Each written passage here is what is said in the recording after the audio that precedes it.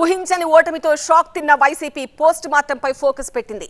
ఓటమితో కుంగిపోయిన నేతలు అందుకు దారితీసిన పరిస్థితులను అన్వేషిస్తున్నారు. ఒక్కొక్కరుగా గళం విప్పుతున్నారు.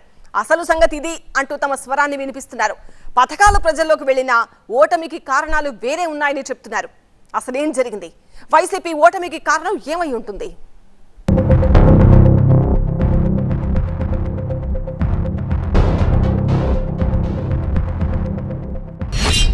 ఓటమిపై వైసీపీ నేతల పోస్ట్ మార్టం. ఘోర పరాభవానికి కారణాలపై విశ్లేషణ. వాలంటీర్ల వ్యవస్థే ముంచేసిందా? ఐపాక్ ను నమ్ముకోవటమే దెబ్బతీసిందా? ఓటమి దైవాధీనమా, స్వయంకృతమా?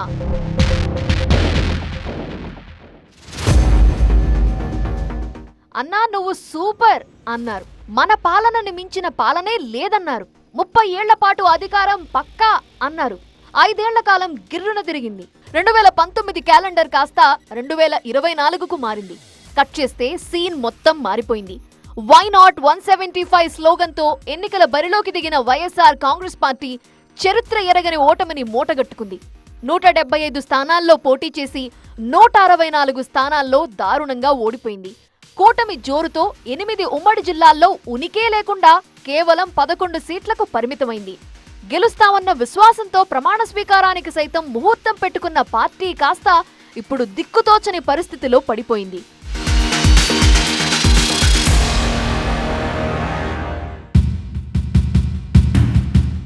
దారుణ ఓటమిని వైసీపీ నేతలు డైజెస్ట్ చేసుకోలేకపోతున్నారు. ఏపీ ఫలితాలపై తలో మాట మాట్లాడుతున్నారు. ట్యాంపరింగ్ జరిగిందని ఒకరంటే, కాదు మన పార్టీ నేతలే కొంప ముంచారని ఇంకొకరంటున్నారు.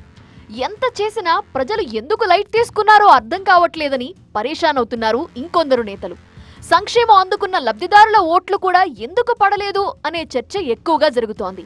దేశంలో ఎక్కడా లేని విధంగా లక్షల కోట్లతో డీబీటీ ద్వారా సంక్షేమం అందించినా ప్రజల మద్దతు లభించకపోవటంపై ఆలోచనలో పడ్డారు నేతలు. ఏ వ్యవస్థ అయితే తమకు మంచి చేస్తుందనుకున్నారో ఇప్పుడు అదే వ్యవస్థ తమను నిండా ముంచేసిందని వాపోతున్నారు పలువురు వైసీపీ నేతలు. వాలంటీర్లే మా సైన్యం, వాలంటీర్ల వ్యవస్థ భేష్ అంటూ 5 ఏళ్లుగా ప్రశంసలు కురిపించిన నేతలు తీరా ఫలితాలు తారుమారు కావడంతో ఇప్పుడు ఆ వ్యవస్థపై ఆగ్రహం వ్యక్తం చేస్తున్నారు. వాలంటీర్లే తమను నిలువునా ముంచేశారని, వారి వల్లే ఓటమి పాలయ్యామని ఆరోపిస్తున్నారు. కొత్తగా తీసుకొచ్చిన కొన్ని సిస్టమ్స్ వల్ల మనం ప్రజలకి అన్ని రకాల కార్యక్రమాలు అందజేసినా సరే మా పార్టీకి సంబంధించిన క్యాడర్కి ప్రజలకి మధ్య కొంత దూరం అయితే జరిగింది.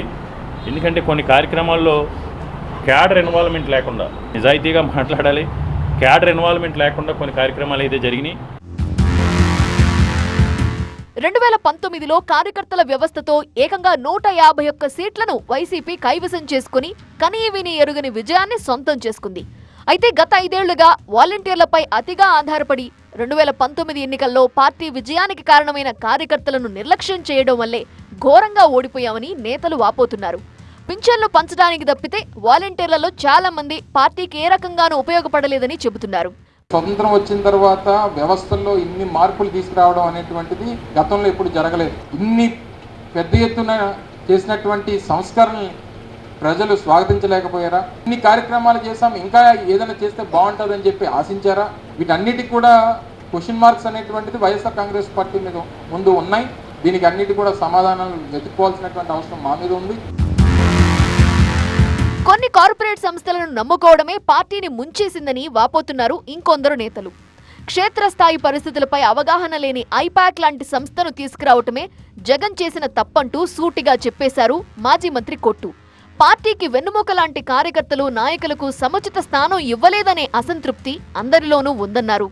ఈ ఐపాక్ అనే ఒక పరిమాణ సంవత్సరం తీసుకొచ్చి దాంట్లో పనిచేసిన సందర్శనంలో రాజకీయానికి పనికిరాని డిగ్రీలు పెట్టుకుని ఎవరైతే అసంతృప్తితో ఉన్న వాళ్ళని అందరినీ ఫోన్ చేసి వాళ్ళ దగ్గరికి వెళ్ళి వాళ్ళ యొక్క అభిప్రాయం తెలుసుకుని ఇదే ప్రజాభిప్రాయంగా రాష్ట్రంలో ఉన్న శాసనసభ అందరి పట్ల నివేదికలు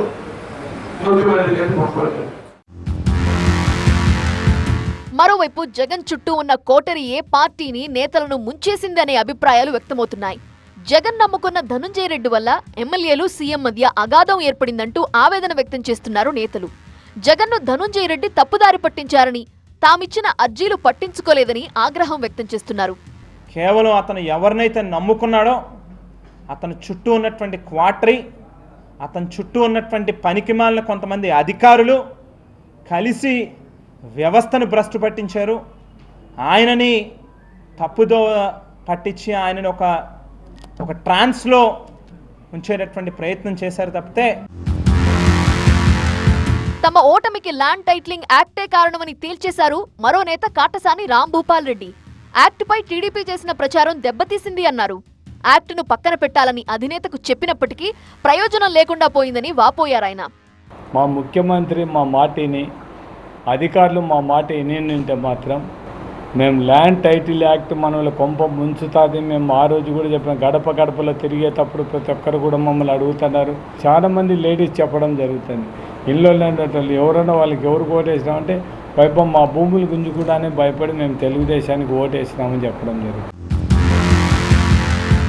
ఇవన్నీ కాదు, మా ఓటమికి ఈవీఎంలే కారణం అని ఆరోపిస్తున్నారు ఇంకొందరు నేతలు. ప్రజలు ఓట్లేసినా కూడా చంద్రబాబు ఈవీఎంలను ట్యాంపరింగ్ చేయటం వల్లే ఓడిపోయామని చెబుతున్నారు. చంద్రబాబు వ్యవస్థలను మేనేజ్ చేశారని, దీనిపై కోర్టుకు కూడా వెళతామని రవీంద్రనాథ్ రెడ్డి చెప్పడం రాజకీయ వర్గాల్లో చర్చనీయాంశంగా మారుతోంది. ఈవీఎంస్ను ట్యాంపరింగ్ జరిగిన కార్యక్రమం నా నియోజకవర్గంలోనే కాదు, త్రూఅవుట్ రాష్ట్రంలో అన్ని నియోజకవర్గాల్లో ఎంపిక చేసుకున్న బూతులను ట్యాంపరింగ్ చేసిన పరిస్థితి కనపడుతోందన్నమాట. దీనిపైన కోర్టుకు కూడా వెళ్ళే కార్యక్రమం తప్పకుండా చేస్తాం. ఇంతకు ముందెన్నడూ లేని అభివృద్ధిని జగన్ చేసి చూపించారని, కానీ ప్రజలు ఇంకేం ఆశించారో అర్థం కావటం లేదంటున్నారు వైసీపీ నేతలు.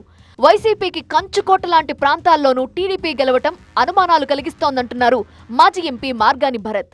రాజశేఖర్ రెడ్డి గారికి, జగన్మోహన్ రెడ్డి గారికి అక్కడ ఎప్పుడు బ్రహ్మరథం పడుతుంది తప్పితే అలాంటి ప్లేసెస్లో కూడా మాకు ఓట్లు తక్కువ నమోదైందంటే కూడా దానికి కూడా అంతు చిక్కటంలే. వాళ్ళు కనీసం ఆ ప్రాంతాలకు కూడా వెళ్ళడం కూడా తక్కువ తెలుగుదేశం పార్టీ వాళ్ళు. ఇప్పటికే ఓటమి బాధలో ఉన్న వైసీపీలో మరోవైపు వలసల పర్వం మొదలైంది. పార్టీకి రాజీనామా చేస్తున్నట్టు ప్రకటించారు నెల్లూరు మేయర్ శ్రవంతి. ఎమ్మెల్యే కోటంరెడ్డి శ్రీధర్ రెడ్డి వెంట నడుస్తామని ప్రకటించారు. గతంలో వైసీపీని వీడి కోటంరెడ్డి వెంట వెళ్లిన శ్రవంతి కొన్ని రోజులకే మళ్లీ పార్టీలో చేరారు. అయితే అప్పుడు తనపై ఒత్తిడి తెచ్చి వైసీపీలోకి తీసుకువెళ్లారంటున్నారు శ్రవంతి.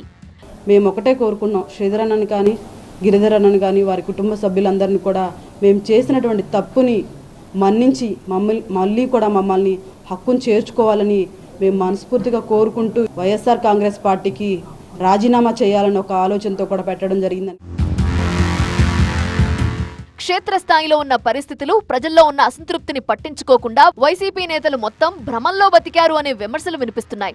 పార్టీని అతిగా ఊహించుకొని ఎన్నికల ఫలితాలు రాకముందే విశాఖలో ప్రమాణ స్వీకార ముహూర్తాలంటూ హడావుడి చేస్తూ పోయారు.